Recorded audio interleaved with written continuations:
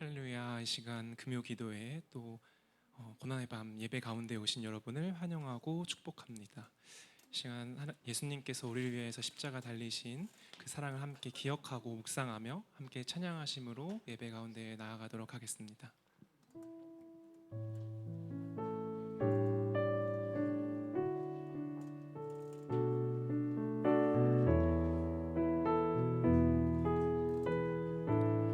갈보리 산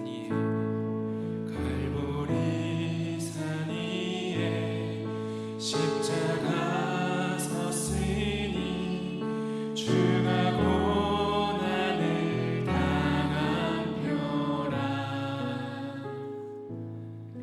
험한 십자가를 내가 사랑하는 주가 보혈을 흘리밀세. 다시 한번 갈보리 산 위에 십자가 섰으니 주가 고난을 당한 표라. 험한 십자가를 내가 사랑하는 주가 보혈을 흘리밀세. 최후 승리를 얻기까지 주의 십자가 사랑하리.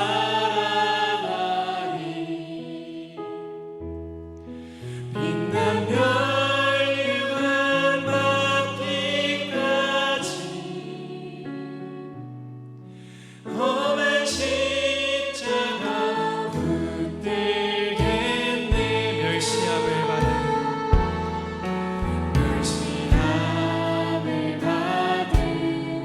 주의 십자가에 나의 마음이 끌리도다. 귀한 어린 양이 영광 다 버리고 험한 십자가 지셨. 우리 3절로 고백할까요? 험한 십자가에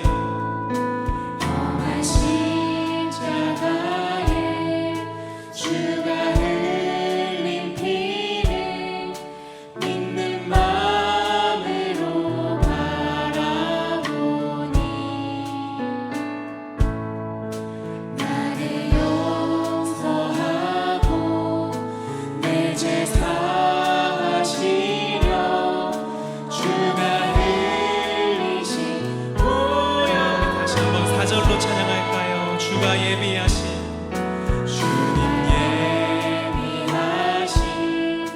나의 본향집에 나를 부르실 그날까지 험한 십자가를 항상 달게 지고 내가 죽도록 충성하리. 최후 승리를 얻기까지 주의 십자가 사랑하리. 빛난 멸류관 받기까지 험한 십자가 붙들겠네. 최후 승리를 얻기까지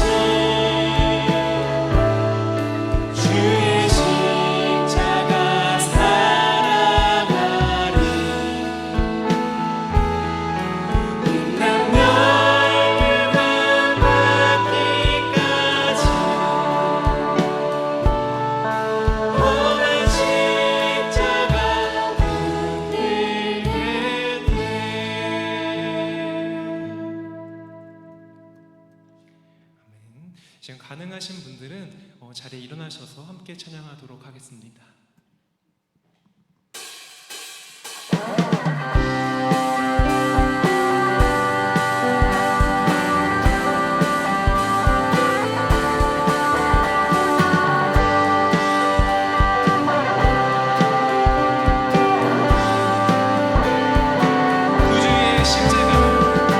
구주의 십자가 보혈로 죄 씻음 받기를 원하네.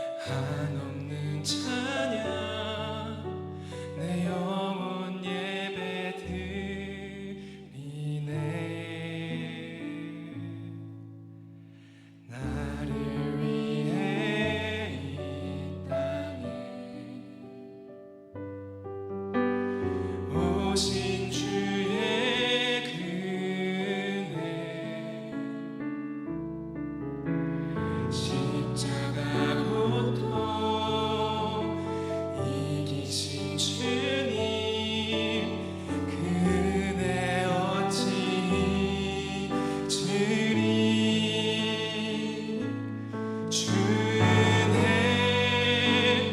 날 채우시네 주네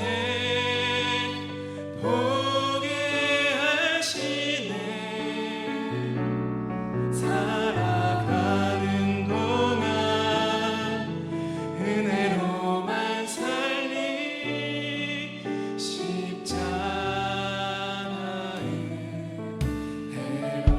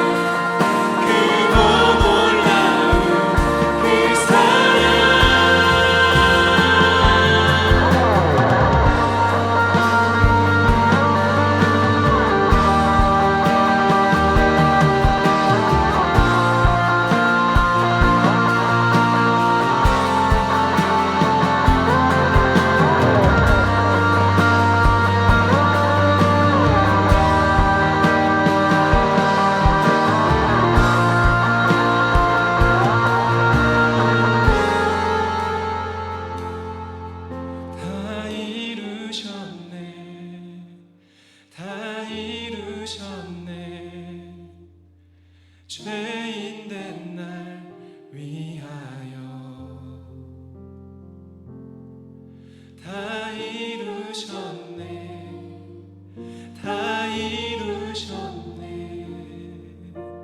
죄인 된 날 위하여 다 이루셨네 다 이루셨네 다 이루셨네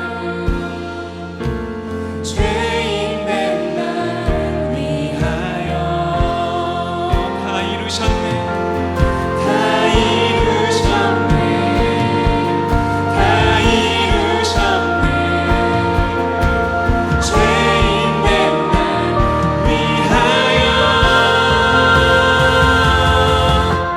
십자가 내 죄 사했네 날 대신하신 한없는 사랑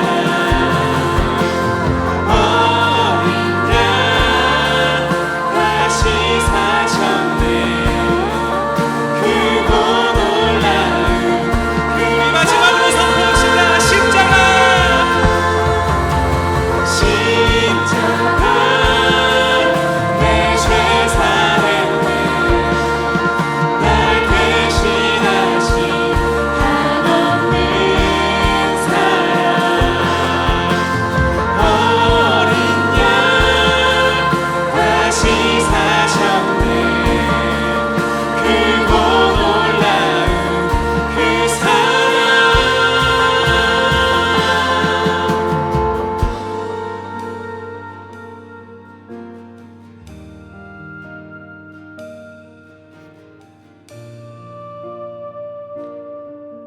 우리 시간 함께 기도하며 나아가길 원합니다. 이 시간 함께 기도할 때에 우리가 찬양했던 찬양의 가사처럼 그리스도가 걸어가신 그 길을 우리가 이 시간 고백하며 함께 묵상하며 그 사람 십자가 길을 묵상하게 하여 주시옵소서. 우리가 우리 삶을 살아갈 때에 우리의 유익을 위하여서 우리의 안위를 위하여 살아가는 것이 아니라 우리를 위하여 십자가에 달리신 그 예수님의 사랑을 이 세상 가운데 전하며 살아가길 원합니다. 이 시간 함께 기도하며 나아갈 때에 우리 한 사람 한 사람의 모두 그런 동일한 마음을 주님 허락하시고 이 시간에 고난의 밤 가운데에 예수 그리스도의 십자가를 온전히 묵상하는 하나님의 그 우리를 사랑하시는 그 사랑을 하나님 이 세상에 전파하는 시간 될 수 있도록 우리 기도의 가운데 은혜 주시고 말씀에 능력 달라고 시간 주여 한번 부르짖고 기도하며 나아가도록 하겠습니다. 주여 사랑의 많으신 하나님 감사합니다. 시간 주님 가운데 주님 공행하시고 우리 십자가 사랑을 묵상하게 하시면 감사드립니다. 하나님 우리를 위하여 이 땅에 오셔서 우리를 위하여 살리신 우리의 죄를 위하여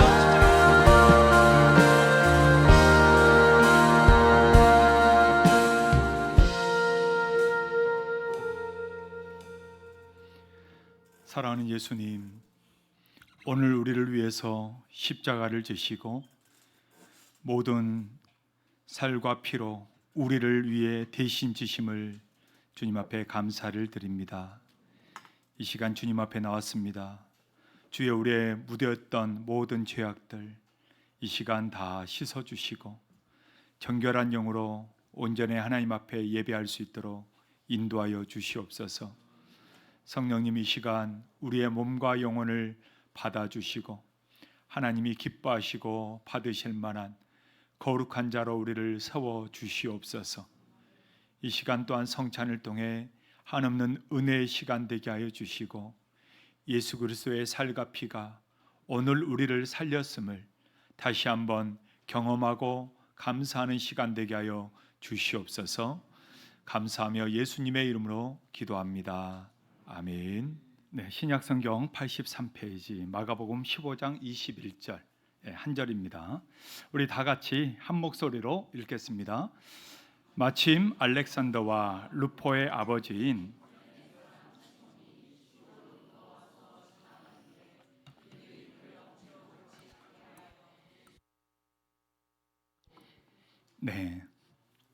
한 번 더 읽을까요? 마침 알렉산더와 루포의 아버지인 구레네 사람 시몬이 시골로부터 와서 지나가는데 그들이 그를 억지로 같이 가게 하여 예수의 십자가를 지우고. 아멘. 네. 오늘은 십자가를 내가 지고라는 제목으로 함께 은혜를 나누도록 하겠습니다.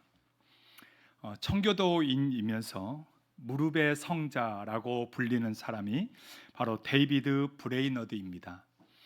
그는 미국 인디언들에게 복음을 전하다가 만 29세의 나이로 하나님께 부름을 받게 됩니다.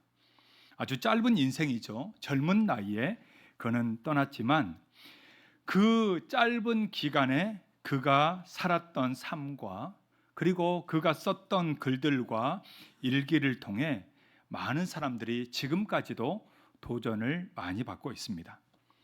특별히 그의 책 데이비드 브레이너드 생애와 일기라는 책이 있습니다. 이 책이에요. 읽어보신 분 계십니까? 혹시 아직 못 읽어봤다면 꼭 읽어보시면 좋을 것 같습니다. 여기에 보면 데이비드 브레이너드가 이렇게 말했어요.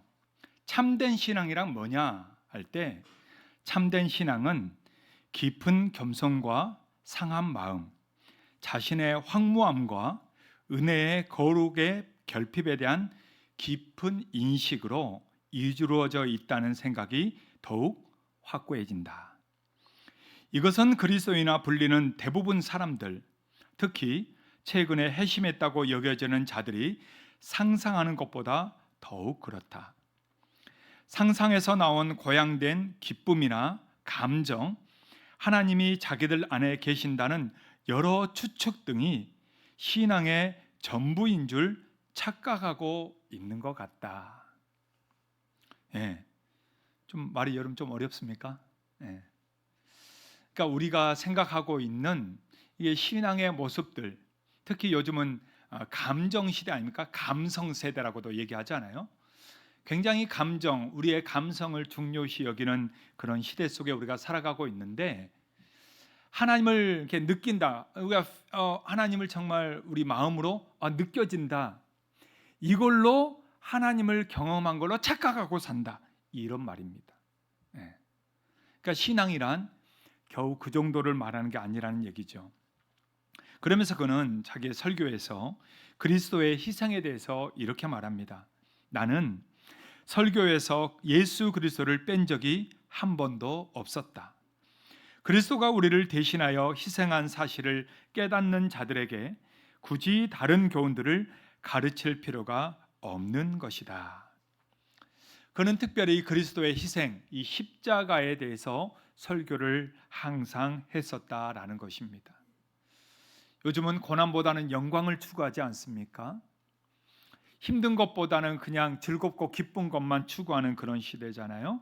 그러나 항상 우리가 기억해야 될 것은 그리스도의 희생이다라는 거예요. 희생 없는 영광이 없다라는 겁니다. 최고의 설교가이자 목회자였던 찰스 스펄전도 그의 임종시에 그는 이렇게 말했습니다. 이제 나는 신학을 네 마디로 요약할 수 있다. 그것은 예수님은 나를 위해 돌아가셨다는 것이다. 그러니까 평생을 연구하고 신학을 얘기하고 가르쳐왔던 분 마지막에 가장 핵심이 무엇인가? 예수님이 나를 위해 돌아가셨다라는 거죠. 그러니까 일평생을 신앙생활에도 이것을 모른다면 또 이것을 잊어버린다면 진짜 그 사람의 남아있는 건 아무것도 없다라는 얘기입니다. 우리들에게 있어서 신앙의 중심에 무엇이 있는가라는 거예요. 여러분의 신앙의 중심에는 뭐가 있습니까? 어떤 분은 사역일 수도 있고 어떤 분은 봉사일 수도 있고 어떤 분은 선교일 수도 있고 어떤 분은 예배일 수도 있고 각자 아마 신앙에 나는 이게 중요하다고 생각하는 것들이 있을 것입니다. 그런데요, 그 모든 걸 합쳐놔도 십자가만큼 비교할 수가 없다라는 거예요. 십자가가 빠져버린다면 여러분 우리의 어떠한 신앙의 노력과 헌신과 열매가 있다 할지라도 그것은 물거품에 불과하다라는 것이죠. 그러기에 오늘 이 날은 우리의 신앙에 있어서 너무 중요한 날이고 또한 우리가 참여하는 이 성찬은 우리에게 있어서 정말 둘도 없이 소중한 것이 바로 성찬입니다. 이런 십자가, 그 형벌은 그 시대의 가장 잔인한 형벌이었습니다. 로마 정부에 의해서 정치적인 그런 반역자, 노예들, 상대로 행해졌던 것이 여러분 이 사형 집행이 바로 십자가 사형이잖아요. 그렇기 때문에 이 십자가의 의미는 곧 죽음이에요. 죽음. 예. 여러분 십자가의 의미는 다른 게 아닙니다. 죽음이에요. 그냥 죽는 거예요. 거기에. 예수님이 십자가에 달리신 이 사건을 통해서 십자가는 우리에게 다른 의미로 다가오게 됩니다. 그것은 바로 자신을 낮추심과 또한 하나님 앞에 복종함을 우리에게 말해주고 있어요. 그게 어디에 나오느냐? 제 말이 아니고 빌립보서 2장 8절에 나옵니다. 빌립보서 2장 8절. 여러분 다 아시죠? 자, 다 같이 외워보겠습니다. 자, 앞에 보고 같이 읽겠습니다. 사람의 모양으로 나타나사 자기를 낮추시고 죽기까지 곧 십자가에 죽으심이라. 여러분 십자가의 의미를 예수님이 다시 알려주고 있는 거예요. 십자가의 의미란 뭐냐? 자기를 뭐 하시고? 낮추시고 그리고 죽기까지 뭐 한 거예요? 복종하신 것이다. 십자가는 나를 낮추고 하나님의 뜻에 죽기까지 복종하는 것. 여러분 이게 십자가라는 거예요. 그러니까 우리가 함부로 나 십자가 짊어지고 있어 여러분 이렇게 말하기가 쉬운 거예요? 어려운 거예요? 모르겠는 거예요. 네. 여러분 십자가를 진다는 말이 이런 의미란 거예요. 나를 낮추고 그 다음에 뭐예요? 죽기까지 복종하는 거다. 네. 그러게 오늘 우리가 십자가를 진다. 누구든지 나를 따라오려거든 뭐라고 했어요? 자기를 부인하고 뭐예요? 그 다음에 자기 십자가를 지고 나를 좇을 것이니라. 여러분 십자가란 내가 위대한 일을 하는 게 여러분 십자가 아닙니다. 그거는 아니에요. 십자가는 나를 낮추는 거고요. 죽기까지 복종하는 것입니다. 내가 아무리 의롭다 할지라도 예수님처럼 십자가의 죽으심처럼 나를 죽기까지 하나님의 말씀에 복종하는 것. 여러분 이게 바로 십자가의 참된 의미다라는 거죠. 그래서 오늘 우리가 읽었던 이 한 절 말씀은 참 우리에게 많은 교훈을 주고 있습니다. 오늘 우리가 읽었던 이 말씀은요, 마가복음에만 나오는 게 아니라 마태, 누가 이 공간복음에 함께 나오고 있습니다. 그렇기 때문에 중요한 사건이 되는 거죠. 자, 그러면 오늘 이 말씀을 통해서 십자가는 우리에게 어떤 의미를 주고 있을까요? 첫 번째는 누구나 져야 할 십자가입니다. 어떤 십자가라고요? 누구나 짊어져야 될 십자가다라는 거예요. 여러분 십자가는 사실 그때 누구나 다 기피했던 것입니다. 그래서 제자들마저도 십자가를 지지 않기 위해서 어떻게 한 거예요? 피해버린 거잖아요. 그런데 오늘 이 십자가를 진 한 순례자를 보게 됩니다. 이 순례자가 지었던 십자가는 여러 가지 의미로 우리에게 다가오고 있어요. 첫 번째는 십자가는 생각지 못한 기회로 옵니다.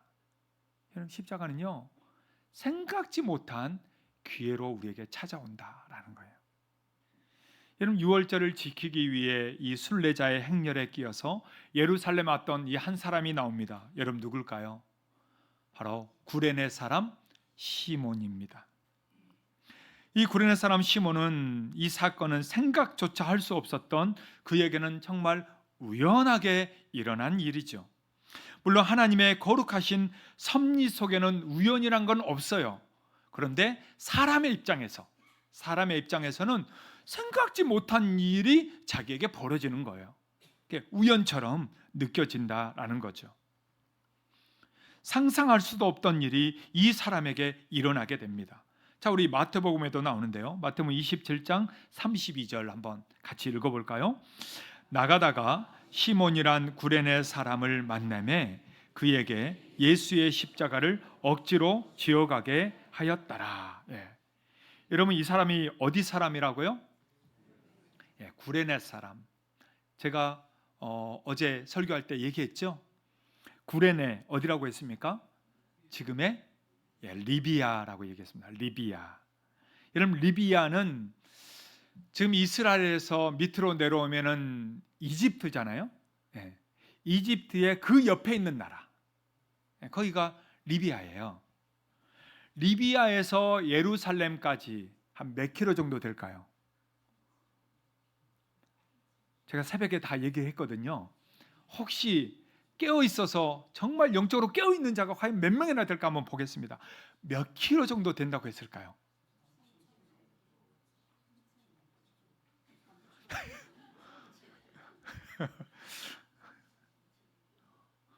제가 지금 짐작할 수가 없는 막 여기저기 얘기해가지고 뭔 말인지 잘 모르겠어요. 2,600km가 넘는다 그랬죠. 2,600km. 제가 구글로도 찍어봤어요. 구글 지도로 딱 이렇게 찍었죠. 리비아에서 예루살렘까지 안 나옵니다. 여러분 국경들을 막 통과하게 돼서 안 나오더라고요. 예. 그래서 중간중간 찍어봤죠. 예. 그랬더니 최소 2,600km가 나옵니다. 지금이야 뭐 고속도로가 너무 잘 되어 있으니까 좀 빨리 갈 수 있겠지만 여러분 그때는 그게 아니잖아요. 고속도로도 아니고 또 산길도 있고 강도 뭐 나일강도 건너야 되고 여러 가지 아마 꼬불꼬불한 길들을 왔을 텐데 가령 만약 하루에 100km를 간다 그러면 며칠이 걸려요? 26일이 걸립니다. 예. 그러니까 짧게는 26일이 걸리는 거예요. 매일 100km씩 여러분 행군이 가능하겠어요? 일반인이? 하루 이틀은 갈 수 있지만 여러분 그 다음부터 간다는 건 쉽지 않아요. 예. 물론 이제 낙타나 말을 타고 가겠죠. 근데 갔으면 또 돌아와야 되잖아요. 또 그만큼을 돌아와야 됩니다. 그 다음에 또 6월절 2주 동안을 또 거기에 있어야 되잖아요. 그러면 최소한 2달 이상을 잡아야 되는 겁니다. 그러니까 굉장히 그 먼 거리이기도 하고 그런 오랜 시간을 정말 작정하고 이 길을 왔던 사람이에요. 6월절을 지키기 위해서. 그런데요, 갑자기 군중 속에 있는 자기를 그냥 끄집어내더니 이 피 묻은 십자가를 지라라는 거예요. 이 피 묻은 십자가를 네가 져라. 그렇게 사람들 많은데 그 힘들고 어려운 길을 걸어온 나한테 십자가를 지라고 하는 거죠. 생각지 못한 일이 이 시몬에게 일어난 것입니다. 그러나 십자가를 대신 진다는 것, 아마 시몬 입장에서는 이게 뭔 일인가, 왜 나지라고 생각할 수 있는 우연찮게 일어난 일이겠지만 여러분 이건 역시 하나님의 계획 속에 있었다라는 거죠. 여러분 믿습니까? 우리에게는 우연이라고 생각하지만 하나님에게는 우연이 있어요, 없어요? 없어요. 여러분 없어요. 하나님께는 우연이란 건 없습니다. 하나님께는 다 필연이고요. 하나님의 계획 속에 있는 것입니다. 네. 그래서 그뿐만 아니라 그를 통해서요, 그 지방까지 특별하게 변하는 사건이 여기에서부터 시작된 것입니다.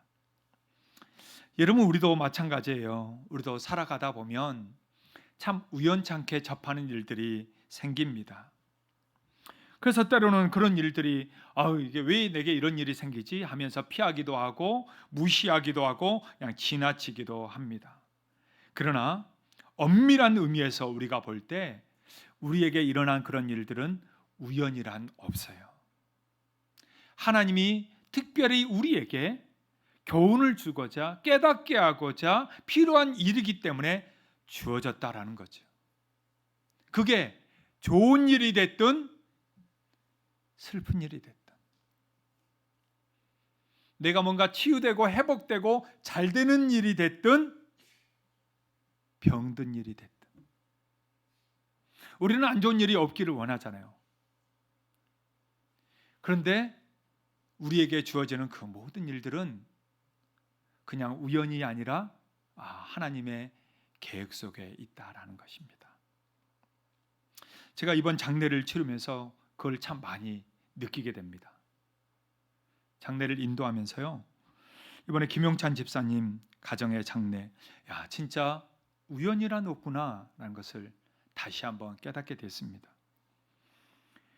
집사님의 집을 처음이었죠. 처음 방문하게 된 거죠. 그게 제가 오늘 따져보니까 3월 3일 날 저희 집 1번 타자 기숙사에 짐을 갖다 주러 간 날이었어요. 저희 집 1번 타자. 네, 알죠? 짐을 갖다 주러 저는 이제 가는 길이었는데 그때 박혜연 집사님이 얘기를 한 거죠. 혹시 오늘 들릴 수 있는지. 네. 그래서 가는 길에 좀 돌아서 가면 되겠다라고 싶어서 이렇게 들린 겁니다. 아버님이 아프시다니까 그냥 기도해 줘야겠다 이런 마음으로 사실은 이제 갔지요. 아침에 그냥 잠깐 들린 겁니다. 근데 그 아버님 성인이 된 이후로 교회에 간 적이 없고 믿음도 아직 없는 그런 상태였어요. 종종 가족들이 집에 와서 예배를 드릴 때면 그때 옆에서 찬송을 그냥 들리는 찬송을 들었을 뿐 뭐 그 이상도 그 이하도 아니었다고 들었습니다. 그날 안방에 들어갔더니 이제 침대에 앉아 계시는 거죠. 누워 계시다가 이제 저희 가니까 이렇게 일어나 앉으시더라고요. 근데 그 앉아 있는 모습을 딱 보니까 옛날 저희 아버지 모습이 생각이 났어요. 저희 아버지도 안 믿다가 그렇게 거부하다가 교회 다니는 저를 그냥 매번 혼내시고 뭐라 하시다가 마지막 돌아가시기 한 달 전에 믿고 돌아가셨거든요. 정말 기가 막힌 일이었습니다. 그러니까 마지막 그 믿을 때 목사님 오셔서 예배하면서 복음을 듣고 영접하고 나서 그 며칠 뒤부터는 이제 말을 못하게 되었거든요. 그러니까 얼마나 극적인가 제가 그걸 본 거죠. 근데 앞에 보니까 김용찬 집사님 아버님을 보니 좀 비슷한 그런 느낌이 들었어요. 그래서 거기서 잘 이렇게 기도해주고 예배드리고 갈까 생각했던 마음으로 처음에 왔었는데 그러면 안 되겠다는 마음이 들었어요. 그래서 그 앉아 계신 그 어르신께 힘을 다해서 복음을 전하기 시작했습니다. 그냥 진짜 복음만 전했습니다.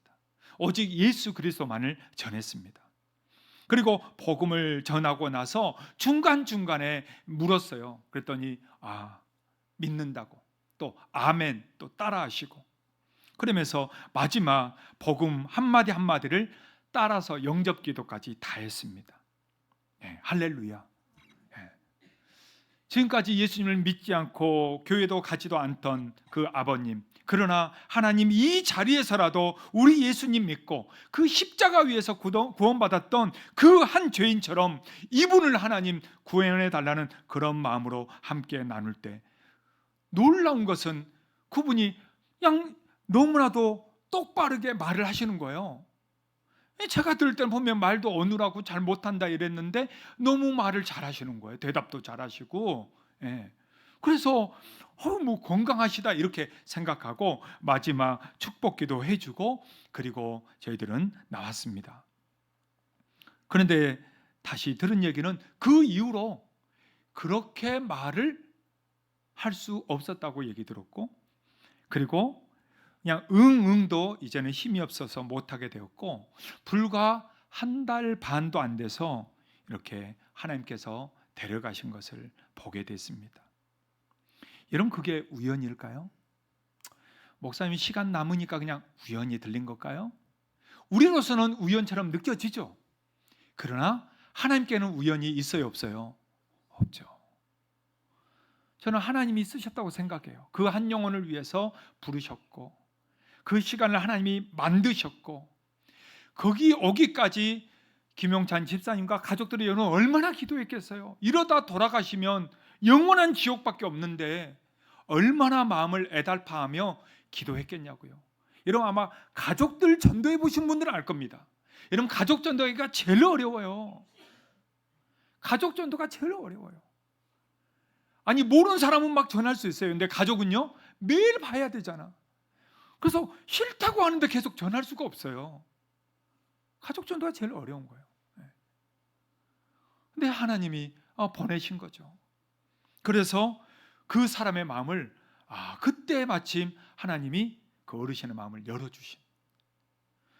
그래서 예수님을 고백하고 믿는다고 하고 아멘하고 기도하고 그래서 여기까지 인도해 주셨구나 라는 생각이 들었습니다.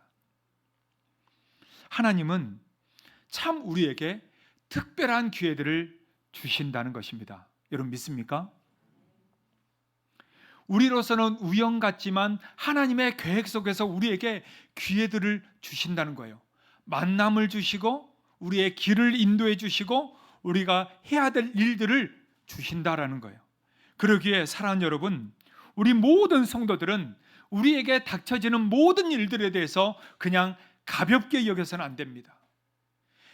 특히 우리 청년들, 청소년들, 여러분 부모님 잘 만난 줄 아세요? 예. 부모님 잘 만난 줄 아세요? 믿는 부모님을 만난 분들은 진짜 감사해야 돼요. 예. 믿음의 부모를 만난다는 것은요, 정말 뭐라고 해야 될까요? 예. 진짜 어려운 거예요. 엄청난 축복이에요. 그래서 감사해야 돼. 예.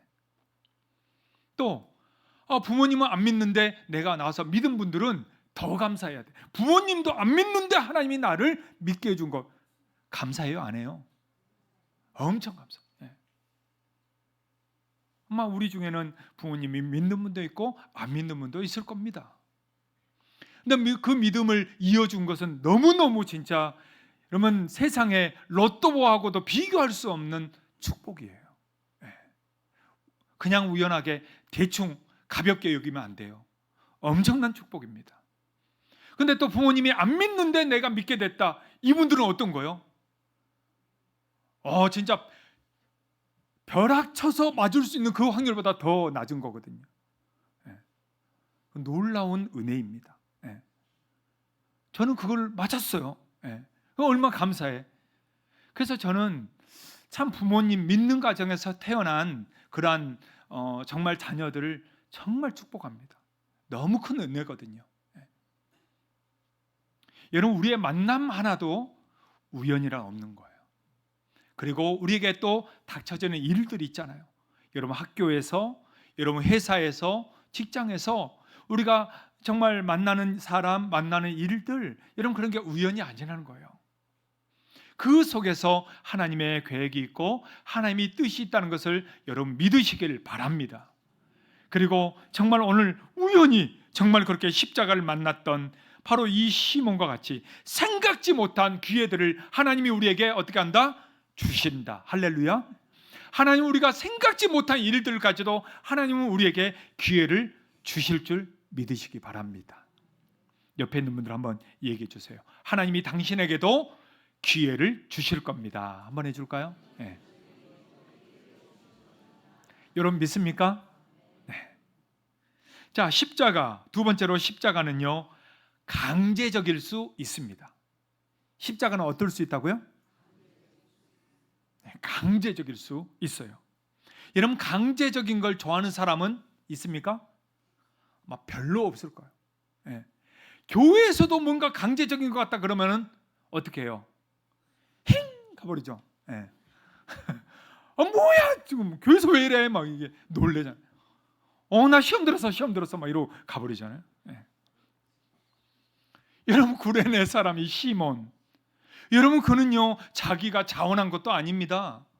그렇다고 나 좀 써주세요 하고 그렇게 앞에 나와 있었던 것도 아니에요. 로마 군병이 딱 보다 보니까 좀 새카맣고 좀 뭐 그냥 강제적으로 해도 별말 없을 것 같은 그런 사람을 그냥 확 찍은 거예요. 그냥 찍은 거예요. 무분별하게 그냥 찍은 겁니다. 근데 오늘 성경에 보니까 억지로 가게 했다라고 그래서 성경에 나옵니다. 억지로 가게 했다. 마가복음 15장 21절 우리가 읽었던 말씀의 뒷부분이죠. 자, 같이 한번 읽어볼까요? 그들이 그를 억지로 같이 가게 하여 예수의 십자가를 지우고 어떻게 가게 했다고요? 억지로 했다는 거, 억지로. 그러니까 강제적으로 했다는 거죠. 이런 맞습니까? 강제적으로 했다는 얘기예요. 예수님이 워낙 이 채찍질 당하고 피를 많이 흘렸기 때문에 이 십자가를 지고 갈 힘이 없었던 거죠. 그래서 거기에 그냥 딱 나왔는데 십자가를 잘 못 짊어지니까 거기서 한 사람을 선택했는데 그 사람이 바로 구레네 사람 시몬이었다라는 겁니다. 그리고 뭐 그냥 끝나는 거예요. 여러분 여기 마가복음에서 그냥 끝납니다. 근데 이 구레네 사람 시몬이 거부했단 말이 있어요, 없어요? 여러분 없다는 거예요. 그럼 성경에 없다는 거는 거부했는데 내가 왜 그래요? 내가 왜 해야 돼요? 거부했는데 성경에서는 워낙 일단 예수님이 중요하니까 생략했을 거야. 이렇게 생각하는 분도 물론 있을 수 있습니다. 근데 여러분, 성경은요 추측하면 안 돼. 그건 이단과 사이비가 돼버립니다. 성경은 절대 추측하면 안 돼요. 네. 성경은요 성경으로 푸는 거예요. 성경은 뭘로 푼다고요? 성경으로 풀어야 돼요. 그래서 나중에 제가 또 얘기하겠지만 이 구레네 사람 시몬의 아들들 루포와 알렉산더가 나옵니다. 그 아들들이 신약 시대에 영적 리더로 활동을 하게 돼요.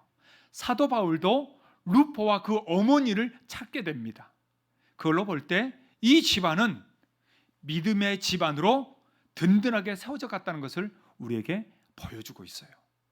곧 이 말은 뭐냐? 그가 반항했거나 no, 아직은 제가 때가 아닙니다, 거부했거나 왜 이러세요? 하면서 오히려 그것에 대해서 자기가 호통쳤거나 이러지 않았다는 거예요. 그러지 않았다는 것을 우리에게 말해주는 거예요. 그는 끝까지 골고다까지 그냥 짊어지고 갔습니다. 여러분, 그가 그 먼 길 와서 6월절 예배 제사를 드리려면 얼마나 옷을 잘 입었겠어요? 아마 저보단 더 잘 입었을 것 같아. 1년에 한 번인데 그가 얼마나 옷을 깨끗한 옷으로 잘 입었겠어요? 그런데 그가 십자가를 짊어질 때 뭐가 묻는 거예요? 피가 묻는 거예요. 피 잘 져요, 안 져요? 빨래 해보신 분들은 알 거예요. 피 며칠 놔뒀다 세탁기 돌린다고 해서 져요? 안 져요, 잘. 피는 빨리빨리 씻어야 되거든. 물들어 버리니까. 그는요 어떠한 거부나 어떠한 반항도 하지 않았다는 것입니다. 그래서 오늘 성경에 기록이 되어 있는 것이죠. 동기가 어떻게 되었건 강제적으로 요구하는 이 일에 대해서 그는 오히려 기꺼이 했다라는 것입니다. 이게 바로 성도의 길이고 이게 바로 그리스도인입니다. 예수님은 예수 그리스도를 믿는 자들 향해서 산상순에서 이렇게 말씀하셨어요. 마태복음 5장 41절. 자, 같이 한번 읽어볼까요? 또 누구든지 너로 억지로 오리를 가게 하거든 그 사람과 심리를 동행하고. 여러분, 오리를 그렇게 억지로 가게 할 때 여러분 누가 가고 싶어요? 내가 시간이 남아도, 아니야, 혹시 시간이 남아둔다 할지라도 여러분 막 가겠어요? 안 가죠. 근데 어떻게 하라고요? 그 사람과 심리를 함께 동행해주고, 심리를 함께 동행해주고, 억지로 가게 했는데 오히려 배 이상으로 해주라, 이 말 아닙니까? 이게 바로 그리스도인이다라는 것입니다. 여러분, 혹시 억지로 해야 되는 일이 여러분에게 있습니까? 교회 일을 하다 보면, 아니 우리 세상에서 살아가다 보면 억지로 해야 되는 일들이 사실 있어요, 없어요? 참 많습니다. 그래서 연말 되면 전도회 회장 뽑기가 그렇게 어렵더라, 이렇게 소문이 막 돕니다. 그날은 아무도 안 나온다더라, 막 이런 얘기들. 서로 부서장, 왜 책임져야 되니까 그때는 안 하려고 피하고 싶은 그런 마음들이 왜 없겠어요? 있죠. 여러분, 회사에서도 마찬가지 아니에요? 교회에서만 그런 게 아니잖아요. 초과 근무를 막 시키면 어때요? 아무리 돈을 줘도 싫은 거죠. 아니 오늘 내가 약속 있는데, 아니 오늘 사장님 부장님 왜 나를 이렇게 시킵니까? 노동부 고발합니다. 요즘 막 이렇게 나오잖아요. 노동부에 올립니다. 무섭대요 요즘. 억지로 하는 일, 아니 우리 부서 일도 아닌데 우리가 왜 저 일까지 해야 됩니까? 여러분, 이런 일들이 있다라는 거죠. 억지로 해야 될 일들이 있다라는 거예요. 있다. 우리가 살아가다 보니 많죠. 그런 일들이 많습니다. 그런 일들에 대해서 그리스도인들이 어떻게 해야 되느냐라는 것을 오늘 정말 너무나도 유대인도 아닌, 이스라엘에 살고 있는 사람도 아닌 저기 리비아에 사는 구레네 사람 시몬을 통해서 우리에게 알려주고 있는 거예요. 사랑하는 여러분, 우리가 살아가면 혹시나 억지로 되는 일, 억지로 하게 하는 일, 원망 불평할 수 있습니다. 그러나 그 일을 다시 한번 돌아보십시오. 이 일도 우연이 아니란 걸 생각한다면 우리 하나님이 지금 허락한 일 아니겠습니까? 그렇다면 그 일을 우리는 우리 고린도 사람 시몬처럼 내 일로 받아들이고 내게 주신 주님의 십자가임을 깨닫고 그걸 원망 불평 없이 짊어지고 걸어갈 수 있다면 여러분, 그게 진짜 하나님의 축복 아닐까요? 여러분, 하나님은 그걸 그대로 내버려 두지 않습니다. 여러분, 우리 하나님은 절대 공짜가 없어요. 여러분, 그걸 알아야 돼요. 우리 하나님은 공짜가 없어요. 이 말은 두 가지 의미입니다. 하나님의 일에 아무것도 안 한 사람에게 그냥 은혜를 던져주지 않는다는 얘기고, 반대로 주의 일을 헌신한 사람에게 그냥 내버려 두지 않고 반드시 그에게 복을 주신다는 얘기입니다. 여러분, 이 두 가지 의미를 항상 하나님은 같이 가지고 있어요. 할렐루야. 여러분, 어느 쪽을 선택하시겠습니까? 물어보나 마나죠? 하나님이 주신 일이라면 뭐 상관없이 주님 앞에 결단하고 나아가서 정말 주님이 베푸시는 복을 누릴 수 있는 우리 모두가 될 수 있기를 주의 이름으로 축복합니다. 자, 그럼 십자가는 우리에게 또 두 번째 어떤 의미인가? 두 번째로 십자가는요, 다 이유가 있습니다. 십자가는 뭐가 있다고요? 이유가 있습니다. 첫 번째, 그리스도의 사역에 동참하기 때문이죠. 십자가는요, 그리스도의 사역에 동참하는 거예요. 예수님의 생애 전체를 보면 그분의 탄생부터 시작해서 마지막 이렇게 십자가를 지시고 부활하기까지도 예수님의 모든 것은 하나님의 뜻을 행하는 거였어요. 하나님의 사역에 동참하는 거였어요. 그래서 예수님이 이렇게 말씀했죠. 요한복음 4장 34절에 보니까 이렇게 말씀합니다. 자, 같이 읽겠습니다. 예수께서 이르시되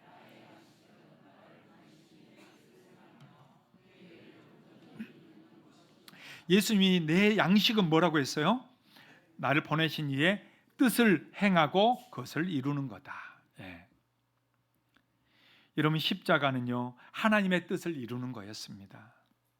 하나님의 뜻을 이루는 거예요.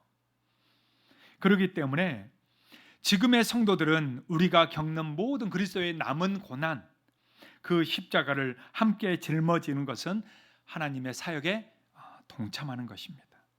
그리스도의 사역을 함께 감당하는 거예요. 두 번째로 십자가는 어떤 이유냐? 성도로서의 책임과 의무를 다하는 것입니다. 여러분, 예수님을 모른다고 3번이나 부인한 사람이 누굽니까? 누구죠? 베드로죠. 베드로입니다. 그 베드로, 그러나 예수님, 부활하신 그 예수님을 만남으로 말미암아 예수님이 다시 회복시켜 주시잖아요.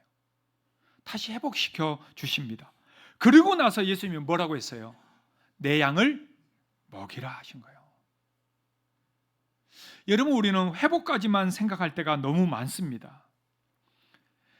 그리스도를 위해서, 아니 교회를 위해서, 복음을 위해서 어떠한 고난도 우리는 받고 싶지 않을 때가 우리 안에 있거든요. 근데 십자가란 책임도 주어지는 거예요. 책임도. 그래서 베드로 역시 십자가에 거꾸로 달려서 그가 순교당하지 않습니까?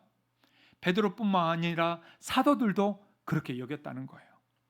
사도행전 5장 41절 보니까 사도들에 대해서 이렇게 얘기합니다. 자, 같이 읽겠습니다. 사도들은 그 이름을 위하여 능욕받는 일에 합당한 자로 여기심을 기뻐하면서 공의 앞을 떠나니라. 그들이 뭐를 기뻐했다고요? 능욕받는 일, 그죠? 누구를 위해서? 그 이름을 위해서. 예수 그리스도 때문에 뭐 받는 일? 능욕받는 일, 그것을 기뻐했다. 여러분, 우리는 복 받는 걸 기뻐하지 고난 받는 걸 기뻐하는 사람이 어디 있어요? 그런데 십자가는 우리에게 어떤 의미를 주고 있는가? 그리스도를 위한 어떤 고난도 우리에게 유익하다라는 것을 깨닫게 해주는 것입니다. 그러니까 우리가 살면서 때로는 힘들고 어려운 일들이 있잖아요. 그게 없으면 좋겠지만 아니라는 거예요. 그게 있음으로 말미암아 우리에게 하나님이 은혜를 주시는 거예요. 그러니까 여러분, 우리의 삶에 혹시 어려운 일 당한 분들 계세요? 힘든 일 있는 분들 계세요? 이거 빨리 해결돼야지, 왜 이런 일이 아직까지 있는가라고 생각하는 분들 계세요? 여러분, 이게 복이라는 거예요. 하나님이 은혜 주실 때라는 거예요. 그 고난과 역경이, 그걸 통해서 하나님은 복을 베푸시기를 원하신다는 거죠. 그렇기 때문에 사랑하는 여러분, 원망과 불평보다는 우리 하나님 앞에 항상 기뻐하라, 쉬지 말고 기도하라, 범사에 감사하라 하신 이 말씀대로 그것을 감사함으로 받으시고, 그것을 오히려 기뻐하면서 주님 앞에 간구하며 나아갈 때 주님은 오히려 이것을 통해 하나님의 놀라운 기적들을 우리의 삶에 다 하나하나 베풀어 주실 줄 믿습니다. 여러분, 그 은혜의 발걸음, 진짜 하나님을 체험하는 우리의 삶이 다 되시기를 축복합니다. 할렐루야. 왜? 성도니까 성도에게는 바로 그렇게 책임과 의무를 하나님이 함께 주신다라는 거예요. 함께 주신다. 십자가는 왜 내가 그 십자가 져야 됩니까? 여러분, 그게 아니고요. 성도로서 주님, 제가 지겠습니다. 주님, 제가 하겠습니다. 다른 사람이 하려고 하기 전에 주님, 제가 빨리 하겠습니다. 여러분, 이래야 되는 거죠. 맞습니까? 다른 사람 할 때까지 좀 기다렸다가 뒤로 빠질 겁니까? 여러분, 십자가는 바로 그런 거예요. 누가 하기 전에 내가 빨리 먼저 나서는 거예요. 그래서 짊어지는 거예요. 구레네 사람 시몬처럼. 할렐루야. 여러분, 그렇게 주님 앞에 자원하는 심령으로 나아갈 수 있기를 바랍니다. 우리 앞뒤절 한번 이렇게 서로 한번 축복해 주세요. 하나님의 일은 자원하는 겁니다. 한번 해줄까요? 자, 마지막으로 십자가는 우리에게 어떤 의미를 주고 있는가? 십자가는요, 축복입니다. 십자가는 뭐라고요? 네, 축복입니다. 자, 여러분, 십자가는요, 첫 번째는 자손들이 복을 받는다는 거예요. 놀랍습니다. 오늘 본문 말씀에 보면 시몬을 소개하는데 시몬을 누구라고 소개했나요? 알렉산더와 루포의 아버지라고 소개했어요. 그러니까 시몬은 이렇게 해서 예수님을 알게 됐고 믿었고 그냥 죽었나 봐. 근데 놀라운 것은 신약 시대에 누구나 알만한 사람이 누구였냐? 알렉산더와 루포였다는 거예요. 여러분, 이해가 되세요? 그러니까 이 성경을 받는 사람들이 알만한 사람이 누구였냐? 시몬이 아니고 그 아들들 알렉산더와 루포를 얘기하면 다 알았다는 거예요. 이 말은 뭐예요? 그 신약 시대의 지도자였다는 거예요. 그 시대를 이끌어가는 리더였다는 얘기지요. 여러분, 그리고요, 로마서 16장 13절에서 사도 바울은 이렇게 얘기합니다. 자, 같이 한번 읽을까요? 주 안에서 택하심을 입은 루포와 그의 어머니에게 문안하라. 그의 어머니는 곧, 그 어머니는 곧, 누구의 어머니가? 루포의 어머니가, 그러니까 알렉산더 루포의 어머니가 내 어머니다, 내 어머니다, 이렇게 말할 정도였다는 거예요. 그만큼 사도 바울과 함께 사역했고 함께 일했고 하나님 앞에 쓰임 받았고 하나님의 역사들을 일으켰던 사람, 시몬의 두 아들이었다는 거죠. 여러분, 하나님은요, 제가 절대 공짜가 없다고 했잖아요. 하나님은 그런 주를 위한 희생과 헌신했던 그 사람들의 그 자녀들, 자손들까지 하나님은 책임지신다라는 거죠. 여러분, 이게 놀라운 하나님의 은혜입니다. 전에 한번 주기철 목사님의 손녀이신 분이 간증하는 걸 들은 적이 있습니다. 우리야 지금이야 주기철 목사님 막 존경하고 사람들이 정말 떠받들고 좋아하고 막 방문하고 이러지. 여러분, 일제시대 때 누가 주기철 이름이라도 누가 얘기해요? 말도 못했죠. 여러분, 광복하고 나서 해방되고 나서 또 6.25 터져가지고 이 나라가 완전히 폐허가 됐을 때 누가 주기철을 알아주기나 해요? 근데 그 손녀분이 간증하면서 이런 말을 하더라고요. 의인의 자손은 망하는 법이 없습디다, 이러더라고요. 뭐라고 했다고요? 옆에 한번 해주세요. 자, 옆에 한번 해주세요. 의인의 자손은 망하는 법이 없었디다. 예. 그러면서 그 자손들이 지금 어떻게 살고 있는지를 얘기하는데 저도 깜짝 놀랐습니다. 야, 참 하나님이 다 망해버린 집안 아니에요. 예. 일제차에 완전히 끝장난 집안 아니에요. 그런데 하나님이 이렇게 자손들을 번창하게 하셨고 인도해 주셨구나. 물론 세상적으로 이렇게 볼 때도 번창했지만 가족들 모두가 자자손손이 정말 믿음으로 세워져 가는 모습을 보게 됩니다. 여러분, 우리도 마찬가지예요. 나만 믿고 이렇게 끝나는 게 아닙니다. 주를 위해서 우리의 드려진 희생과 헌신은요, 우리 하나님이 빚을 진다고 했어요. 빚을 진다고. 내가 빚진 거와 같다고 했어요. 그래서 하나님이 어떻게 한다? 그 자손에게 다 갚아주신다는 거예요. 그러니까 여러분, 혹시 내가 봉사하고 희생하고 헌신하면서 내가 지금 못 누린다고 원망, 여러분 그런 거 할 필요가 없어요. 왜? 하나님이 기억하시니까. 여러분 믿습니까? 하나님이 기억하시면 여러분 그거 다 된 거 아니에요? 하나님이 알아서 해주는 거지. 여러분 내가 생각한 것보다는 훨씬 더 나을 거 아니에요? 내가 제고한 것보다는 훨씬 더 하나님이 나을 거 아니에요? 하나님이 하신다는 거예요. 그러기에 사랑하는 여러분, 주를 위한 어떠한 희생과 어떠한 수고도 여러분 마다하지 마십시오. 그리스도께서 내게 맡겨주시는 어떤 십자가도 여러분 포기하지 마십시오. 주를 위해서 그걸 한 걸음 한 걸음 우리가 걸어갔을 때 결국 하나님은 별과 같이 빛나는 은혜로 채워주실 줄로 믿습니다. 두 번째로는 영광의 면류관을 주어진다는 거예요. 그리스도를 위한 고난은요 잠깐입니다. 그러나 그가 받을 하늘나라의 영광은요 영원한 거예요. 영원한 거예요. 네. 로마서 8장 18절 이렇게 말씀합니다. 자, 같이 한번 읽을까요? 생각하건대 현재의 고난은 장차 우리에게 나타날 영광과 비교할 수 있다 없다? 없다. 없다. 또 야고보서 1장 12절도 이렇게 말씀합니다. 자, 다 같이요. 시험을 참는 자는 복이 있나니 이는 시련을 견디어낸 자가 주께서 자기를 사랑하는 자들에게 약속하신 뭐를 얻는다고요? 생명의 면류관입니다. 우리 주님은 그냥 두지 않습니다. 영광의 면류관을 반드시 주실 것입니다. 이 땅에서 수고하고 애썼던 손길들 절대 주님은 그냥 내버려 두지 아니하시고 놀라운 은혜로 채우실 것입니다. 가끔 연예인들 간증을 들으면서 깜짝깜짝 놀랄 때가 있습니다. 왜냐하면 그 정도 되면 뭐 엄청 대형 교회 막 큰 교회만 다닐 것 같잖아요.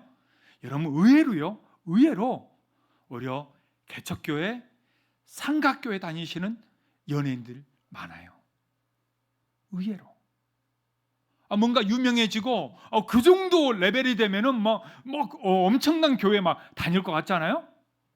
근데 아니에요. 의외로 오히려 개척교회, 삼각교회에서 섬기시는 분들이 많습니다. 네, 많아요. 저는 제 후배에게서 참 도전을 받았었습니다. 후배가 서울에 올라왔어요. 와서 이제 어느 교회를 다닐까 해서 제가 교회를 소개해 줬습니다. 그때 어느 교회를 소개해 줬을까요? 저는 그랬어요. 사랑의 교회 가봐라. 예. 좋을 거다 가봐라. 또 온누리교회 가봐라. 예. 좋을 거다 가봐라. 예. 우리나라 최고의 교회다 가봐라 했어요. 근데 그 후배가요. 얼마 후에 이제 통화를 했거든요. 야, 어느 교회 가냐? 하고 물어봤어요. 그랬더니 제가 듣도 못한 교회를 다니더라고요. 야, 그 교회는 무슨 교회야? 우리 상가에 있는 교회인데 뭐 교회를 막 얘기하더라고요. 근데 교회가 막 너무 분위기도 좋고 막 이랬대. 예. 그래? 야, 왜 큰 교회 가지? 작은 교회 갔어? 그랬더니 아니에요. 저는 그냥 이 교회가 좋아요. 저는 이게 작은 교회가 좋아요. 예. 할 일도 많아서 좋아요. 이러더라고요. 예. 지금까지 그 교회를 다닙니다. 예. 참 제가 부끄럽더라고요. 그때 제가 전도사였는데 참 너무 부끄럽더라고요. 야, 내가 이것밖에 안 됐나 이런 생각이 들었어요. 요즘 가끔 목사님들이 이제 서로가 소통하면서 묻습니다. 자기 성도가 어느 지방에 갔다는 거예요. 대전을 갔다, 아니면 부산을 갔다, 어디 갔는데 어느 지역으로 갔는데 어느 교회를 가면 좋을까요? 이렇게 서로 물어봅니다. 그럼 거기서 막 올라와요. 지역의 유명한 교회들. 그러면 저는 그때마다 이렇게 얘기합니다. 그런 교회 가지 말고 옆에 있는 상가교회 가라고 하세요. 예. 거기 가서 섬기라고 하세요. 서울에서 그렇게 훈련받았으면 아니 지방에 가서 상가교회 섬기고 농촌교회 섬기고 아니 정말 작은 교회 섬겨서 아니 하나님의 상급을 받을 생각해야지. 이 땅에서 편안하게 신앙생활 고작 그 정도밖에 못 가르칩니까? 속으로 제가 속으로 예. 예. 그리고 그냥 상가교회 가라고 하세요. 이렇게만 제가 카톡을 올려줍니다. 여러분, 우리는 너무나도 이 세상 걸로 잴 때가 많고 이 세상에서 고난보다는 그냥 편안하게 살기를 원할 때가 여러분 얼마나 많습니까? 그러나 오늘 구레네 사람 시몬을 통해서 하나님은 우리에게 다시 도전하는 거예요. 너 때로는 억지로 질 수도 있다. 아니 강제적으로 할 수도 있다. 그거 너 피하지 말라. 감사함으로 순종해봐라. 죽기까지 복종하신 예수 그리스도가 나의 주님이라면 너 못 죽니? 너 그거 하나 못하겠니? 오늘 주님 우리에게 말씀하지 않겠어요? 사랑하는 여러분, 우리가 주님 앞에 내세울 게 뭐가 있습니까? 주님 앞에 자랑할 만한 게 뭐가 있어요? 감히 십자가 앞에서 우리가 정말 입도 뻥끗할 수 없잖아요.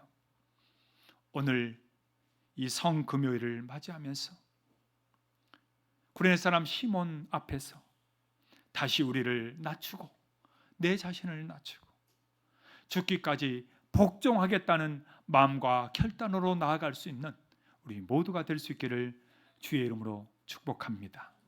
하나님 아버지, 이 고난주간을 주님 앞에 이렇게 기도하면서 우리 주님의 이 성금요일에 함께 성찬에 참여하면서 기도의 자리로 저희들 나가게 하시니 감사합니다. 주여, 오늘 하나님 앞에 부르짖었던 우리의 모든 간구와 기도를 주님 흠양하여 주시옵소서. 우리의 뜻보다도 하나님의 뜻대로 이루어 주시옵소서. 우리의 모든 삶을 통해 하나님의 영광이 드러나게 하여 주시고 오직 하나님만이 영광받아 주시옵소서. 예수 그리스도의 십자가의 그 은혜가 오늘 우리에게 삶이 되게 하여 주시고 우리 역시 자기 십자가를 짊어지고 주를 위해서 사는 인생 될 수 있도록 주여 축복하여 주시옵소서. 이제는 우리 주 예수 그리스도의 은혜와 하나님의 그 크신 사랑하심과 성령의 위로 역사 교통하심이 오늘 하나님 앞에 믿음으로 기도하며 부르짖고 나아가는 사랑하는 우리 모든 성도들 머리 위에와 가정과 특별히 자녀들 위에 하는 모든 사업과 또한 직장 위에 이제로부터 영원토록 함께 있을지어다. 아멘.